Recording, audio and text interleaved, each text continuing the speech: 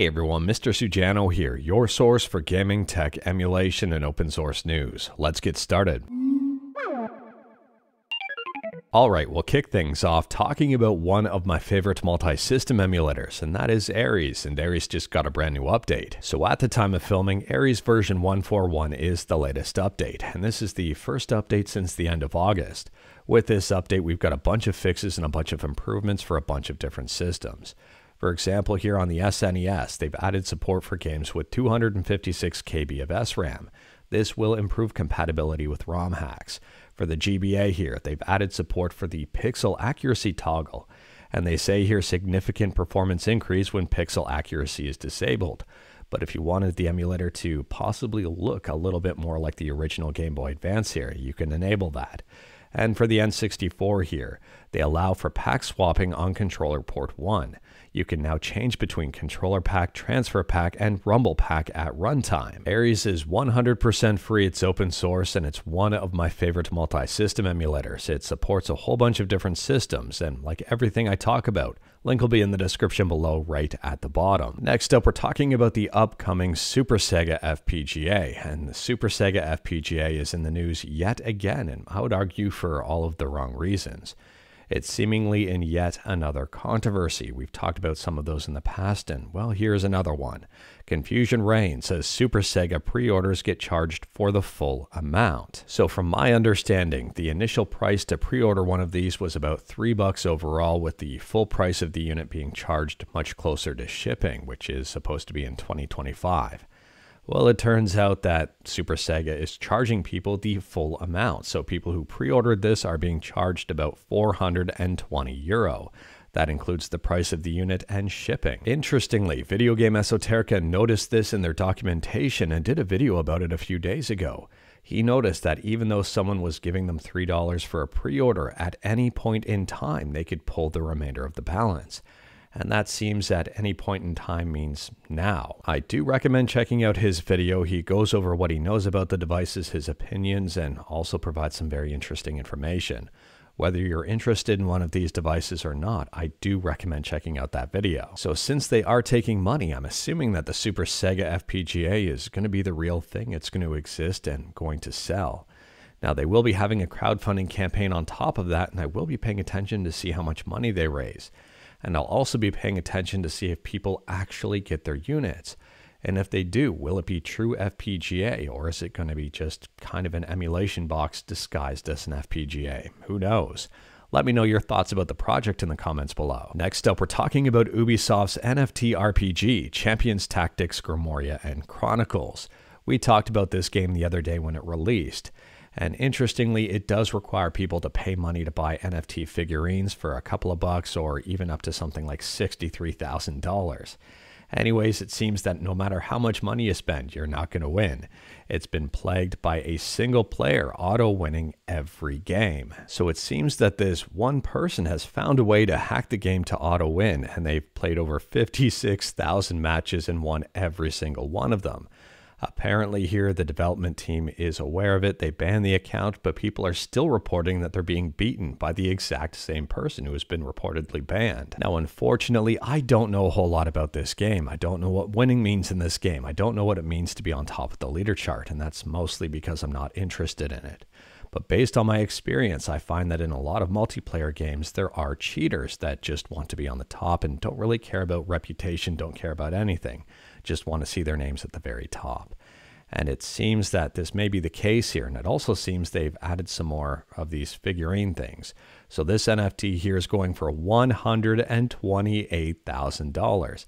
The previous high was the one in second place here. I think this one was $60,000 last time we talked about it. Maybe not, but it's now $56,000. So I'm assuming there's going to be variances in terms of what things are worth and maybe new ones added to be worth even more. Who knows here? My gut tells me that there's cheating rampant in this game and it involves a lot of real money. A lot of people may be disinterested in playing the game considering it may affect them financially. Who knows here? Let me know your thoughts about Champions Tactics in the comments below. Is it a game worth checking out?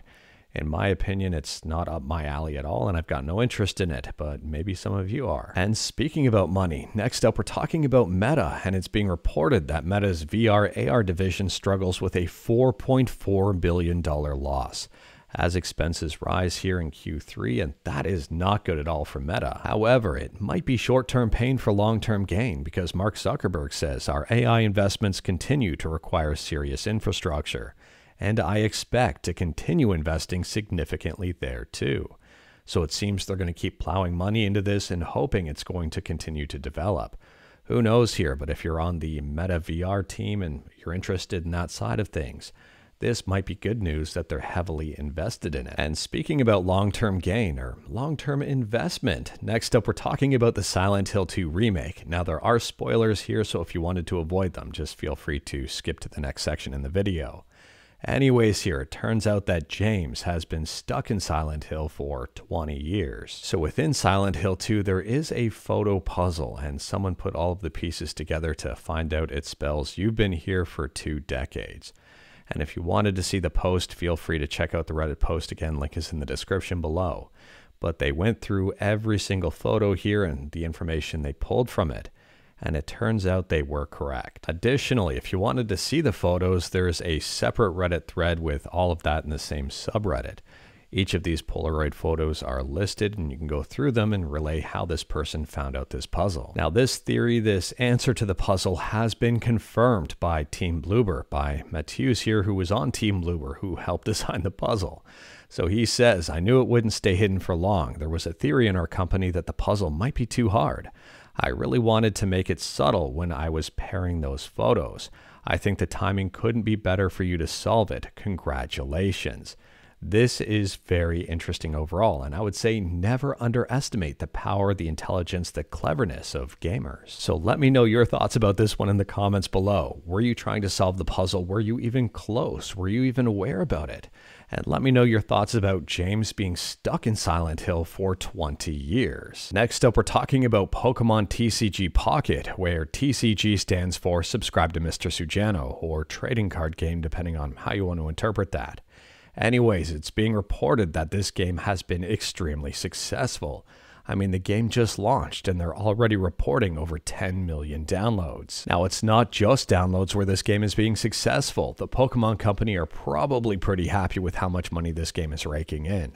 It's being reported or speculated that this game is earning over $3 million per day, with over $12 million banked to date. Surprising or not surprising here, this game is currently earning more than Pokemon Go, which draws in about $1 million every single day. Now, I'm not surprised about this one at all, considering Pokemon TCG Pocket is new, and I'm wondering if this spending is going to continue or if it's going to fizzle out. Now, I don't know about you, but my gut tells me that this game is probably going to generate quite a bit more on a daily basis out of the gates than it will on an average day later on down the road. I mean, I could be wrong here, but I'm guessing people are excited about the game. People want to spend right up front here to get better decks and beat people out of the gate. Again, I could be wrong. We'll have to wait and see on that one. If you play Pokemon TCG Pocket, let me know your thoughts about it in the comments below. And if you spent money on the game, let me know your thoughts about that in the comments below. Next up, we're talking about Windblown, Motion Twin's next game here. It's in early access, it's a roguelike, and it has been received very well over on Steam. Right now, it's sitting with a very positive review score with over 5,000 reviews. Now, people have been complaining about a certain thing, and it's in regards to boss fights, and Motion Twin has listened. So at a high level here, if you're playing Windblown in co-op mode and your teammate dies, there's an element of the game called sudden death, and you have to kill 10 enemies in order to revive your teammate. The problem is with boss fights, sometimes there are not 10 enemies around and your teammate is basically out. So Motion Twin says, losing a teammate in battle should have serious consequences for the adventure. We know the current version feels harsh and maybe even unfair to some of you. We hear you and we feel the same. Now we're not looking to scrap it, rather we're building it into an epic moment where reviving your teammate feels like a true high point. And then they say we'll have more to share on this in the coming weeks. So that's kind of nice that Motion Twin is listening, and let me know your thoughts about this one if you play Windblown. And last up here, this one's a real quick one. We're talking about MAME for Droid. Now, we talked about MAME the other day updating to version 0.271, and one of the big things there was some graphical improvements for Time Crisis 2. Well, some people were wondering when MAME for Droid was going to be updated, and well, I've got your answer for you. It has just been updated. The APK is over on GitHub, and I'm assuming it's going to hit the Google Play Store relatively soon. But anyways, that is all I've got for you in this one. Straight to the point, all stuff and no fluff. We talked about a bunch today. Let me know your thoughts about absolutely any of it in the comments below. If you like this video, leave a like. If you didn't like this video, leave a like. Hit that subscribe button. Check out my other videos. Don't tempt fate. Save your state.